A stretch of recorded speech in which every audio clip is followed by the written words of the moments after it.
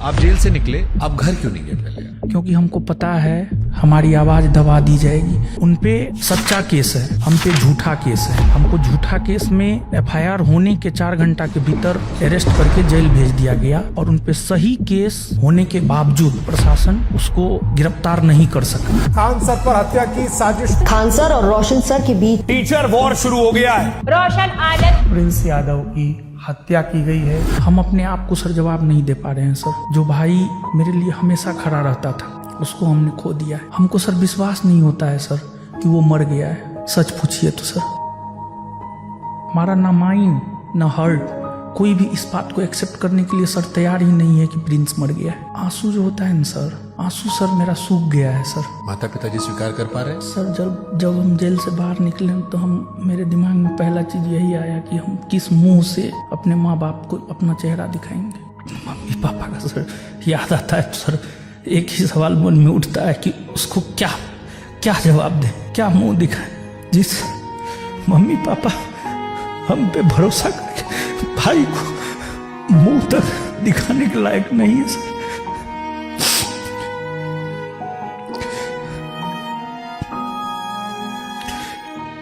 Khan sir के ज्यादातर चाहने वालों का यह कहना है कि रोशन आनंद सर जेल इसलिए रह गए क्योंकि उनके ऊपर पहले से कुछ क्रिमिनल केसेस थे। उन्हें जमानत 24 घंटे मिल जाती, उनका जो बैकग्राउंड था उसकी वजह से वो लंबा रह गए। यहाँ पर प्रशासन का फिर से सर दोहरा चरित्र देखिए। जिस आंदोलन में हम गए हैं वो भी गए हैं, लेकिन उनके ऊपर केस नहीं, हमारे ऊपर केस। अगर गोली कांड की बात नहीं आती तो फिर हमारी अरेस्टिंग नहीं होती सर। 13 तारीख को हमारे भाई की मृत्यु हुई।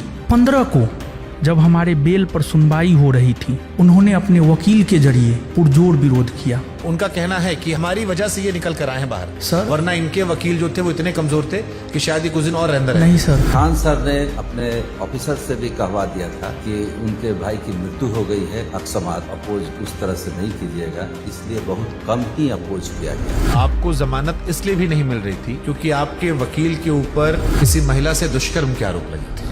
आप खान सर को दोषी क्यों मानते हैं इस घटना के लिए? 2 जून को अगर वो मीडिया में आकर के ये स्टेटमेंट नहीं देते कि गोली चला है तो हमारा भाई पटना में ही रहता। पूरी तरह से इतनी गोली चलाने लगे 10 मिनट में 8-10 राउंड तो हम देखे हैं यहाँ पे।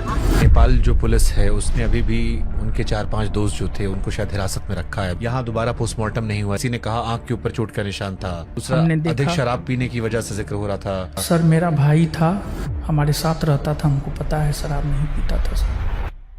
उनके 2 दोस्तों में एक दोस्त जिसका नाम शायद रोशन है, कुछ लोग उन पर भी शायद शक जता रहे थे। जब आप जेल से बाहर निकली तो रोशन आनंद सर को एहसास हुआ कि वो सनातनी है। हम सनातनी हिंदू हैं। मैं सनातनी हूँ, इस पर हमें प्राउड है। और मैंने सनातनी शब्द का प्रयोग धर्म और अधर्म को लेकर किया था। प्रिंस से आपने कहा था नेपाल जाने के लिए? No sir. जिस रोज घटना हुआ है 2 जून, एक थ्योरी और आती है। विकास नाम का वो व्यक्ति जो गार्ड के कंधे पर हाथ रख के ले जाता है, जिसके बाद कई सारे लोग उसकी पिटाई करते हैं। वो आरोप लगता है कि आप उस विकास को बचाना चाह रहे थे। वो कह रहे हैं कि पहली गोलियां आपकी तरफ चलाई गई थी जिसका वीडियो नहीं आया। ये सर गलत है। प्रशासन उसके तरफ था। ये तो पुलिस ने कहा गोली नहीं चलाई गई। फायरिंग करता हुआ कोई अब तक नहीं दिखा है इसमें। तो फिर आप क्यों कहते हो कि पुलिस उनका साथ दे रही है? गोली तो सर चलाया गया। पहले आपने भी शायद कहा था गोली नहीं चलाई गई। हमारे तरफ से गोली नहीं चला है। फैजल खान ने अपने गार्ड को कहा गोली चलाओ, मर्डर हो जाए, जो हो जाए हम देख लेंगे। क्या वो इतने बेवकूफ होंगे कि मतलब वो हत्या जैसी चीज करवा के अपने आप को जीवन में फंसाना चाहेंगे? झूठा केस में हमको जेल में डलवा दिया ना। हम जेल में नहीं होते, हमारा भाई आज हमारे साथ होता। हमको डर है, वो हमको भी सर मरवा सकता है सर। आप डरते हैं खान सर से? जेल जाकर आत्ममंथन तो किया होगा ना कुछ आपने भी? कोई अपना नहीं है, सच में कोई अपना नहीं है सर। यही सच है सर। रणभूमि आपका है, लड़ना आपको पड़ेगा, कष्ट सर आपको सहना पड़ेगा।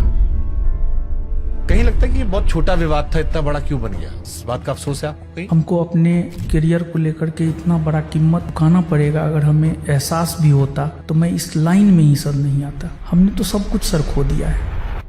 अगर नेपाल वाली घटना में उनका नाम नहीं आता है और वो मानवीय आधार पर आपसे माफी मांगते हैं कि साथ मिलकर ठीक करते हैं सब कुछ, क्या आप तैयार होंगे? हमारा सब कुछ उजड़ ही गया सर। अब माफी का क्या कोई मतलब नहीं है सर। दुनिया जो भी माने, लेकिन हम इस घटना का दोषी फैजल खान, डॉक्टर रामाशंकर प्रसाद और सावित्री कंप्यूटर के मालिक को मानते हैं सर।